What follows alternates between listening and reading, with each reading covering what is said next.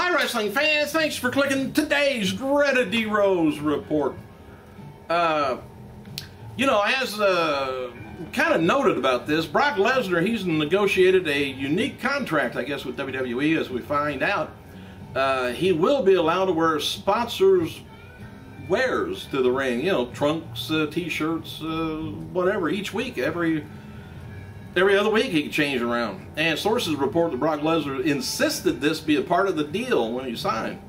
And he's the first performer Vince McMahon ever allowed to contractually do anything like that. Of course, we think back, Steve Austin used to bring Budweiser to the ring and things like that. But I think they probably furnished all the beer he douses everybody with. And but this, I don't know whether WWE gets a part of the sponsorship on Brock, or maybe Brock gets the whole dish from his sponsors. Anyway, it's said that with the success of WrestleMania 28, they're in a quandary right now. Anyway, with the WrestleMania 28 coming out of this past week, chances of a rematch between John Cena and The Rock at WrestleMania 29 have increased. As of this week, WrestleMania 29 is scheduled to be headlined by The Rock versus either Cena or Lesnar. Several factors come into play, with this decision. Mainly, Lesnar stands where he stands at the end of this year. If he's better for business over Cena, and more, WWE official reportedly unsure whether Lesnar's future is and how hot he's going to become, let's say around January next year. While they originally wanted him to work WrestleMania 29 event announced by, they would have normally announced it by now, like they did with Cena and The Rock a year ahead of time with a big build-up. But word is that it won't be decided until around maybe November this year. They just don't know whether Brock is going to be burnt out, by then. Not he himself, but us, the wrestling fans, will be burnt out with him. So he won't be that big a draw for WrestleMania. Absence makes the heart grow fonder, don't it? Kind of miss The Rock now, don't we? Hey, Joey Styles wrote on Twitter that he's still hoping to induct Paul Heyman into next year's WWE's Wrestling Hall of Fame from the New York and New Jersey area. Next week's 3-hour Raw, remember, 3 hours next week, was earmarked for 2012 WWE Draft at one point. But there's talk now that the 3-hour show on June 11th from Hartford, Connecticut will be the draft, but not confirmed yet. A lot of people don't like that draft. And there's also talk of not even holding the draft this year. So, because most guys on Raw, they're there every week anyway. And some of the superstars have been switching back and forth between the brands venomously. And there's a feeling that some superstars like Randy Orton, Dolph Ziggler needs a change of scenery, but Orton's case, he needed to help SmackDown out. So they took him off of Raw over to SmackDown to increase the rating over there, which it just don't work. Now, SmackDown always gets X amount of viewers. Raw always gets X amount of viewers. TNA gets X amount of viewers. But is it just because of the channel they're on? Or is it the Raw people don't like SmackDown as much as, about half as much as they do Raw? I don't know. Or just people busy on those certain days and they don't get to watch it, and Monday's a better watching day for wrestling. Who knows? Not me. Or I wouldn't be asking you. Hey, Dean Ambrose will indeed debut on WWE's main roster soon, and the current storyline is going to be with Mick Foley. It is designed to make him top name right off the bat. Ambrose was asked on Twitter that what he thought about Mick Foley's recent blog on their encounters, and Ambrose replied, "To be honest, I expected a little more fight out of the real Mick Foley. I mourn the loss of his testicular fortitude." WWE star Darren Young, he took to Twitter this morning as a just harsh words for the delisted celebrity Michael Lohan. He said, "This Michael Lohan guy, he's such a tool. I'm sick of this old fool calling himself a man. Time I show him what a real dad does and teach him a lesson. I used to support Michael Lohan on thought that the people were too hard on him, but now I see he's a bum. I'd enjoy punishing him in my world of WWE. No day off."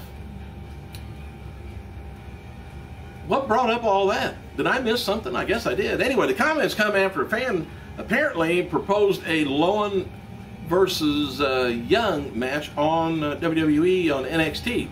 Lowen and Young went back and forth on Twitter before Young challenged him to a match at WWE's SummerSlam in Los Angeles.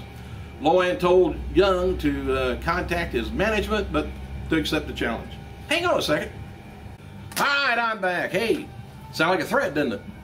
It was reported last month that WWE has signed a 6'7" top independent wrestler, don't know whether you know him or not, named Brody Lee, to a developmental deal. Lee has confirmed the news on this past weekend at 2CW Wrestling Show in Rome, New York. Lee announced that he's going to be dropping the 2CW heavyweight title because he's headed to Florida Championship Wrestling to begin working with the WWE developmental. Tyler Rex, who was fired supposedly on NXT by William Regal, wrote the following on Twitter this morning. It says, "Finishing out our contractual obligation on the SmackDown Euro Tour, considering shaving my head when this is all over and starting fresh. With a little onion head." Anyway, fan asked Rex if he's really leaving WWE, and he replied the following, mentioning John Laurinaitis. "Unless by some miracle WWE Raw General Manager decides otherwise," with a question mark at the end. Hey, happy birthday to NWA legend Ox Baker, 78 years old, British indie star. Johnny Storm, 35 years old, and WSU champion Nikki Rocks, 33. Current WWE diva Maxine, 26, and decorated Japanese star El Samurai, 46 years old. Thought I heard somebody walking. Hey, March 19th Raw Super Show had 384,000 homes watching on tape delay or on a DVR, which is about 11.1% of the total viewership. The go-home edition of WrestleMania 28 Raw, March 26th, had 367, which is about 10, well, it keeps close in there, about 11% anyway, 10.8 watched on tape delay. Fit Finlay, he's been in talks with WWE about returning, but he's currently working with the Tajiri promotion over in Japan to help set up the new company, as well as still working independent dates. No word yet about his talks on WWE, you know, where they stand right now, and helping Tajiri is main priority right now. And Finlay also still taking future independent dates, so it appears WWE's not hadn't taken place yet, because they would have stopped to that. Jericho apparently had 3 stitches put in his head after Wednesday's Raw live event in Milan, Italy. Milan, Italy. Jericho and WWE champion CM Punk have been working no DQ matches overseas since Jericho joined the tour. And Jericho said, "Thanks to CM Punk, now I have 3 staples in my head. Wait till tomorrow in France." He said, "I will exact my revenge." And as noted before, Kane versus Randy Orton at WWE's Extreme Rules pay-per-view was originally scheduled to be a steel cage match, and there's likely will be no steel cage at Extreme Rules because there's one possibly, or possibly more cage matches going to be in No Way Out pay-per-view in June, so you don't want to get a burnout on steel cages. And noted before, old Terry Taylor, he's been brought back by WWE for a new developmental job near WWE headquarters in Stamford, Connecticut. And the proposed role for Taylor is heading up something of a finishing school, place where top guys in the FCW can be coached by him, and individually, moreover, you know, than the main roster. The plan is to take around 10 or so of the best guys in developmental and one closest to being called up, and give them to Taylor for new ideas before their debut, which is good. Polish them up, finish them.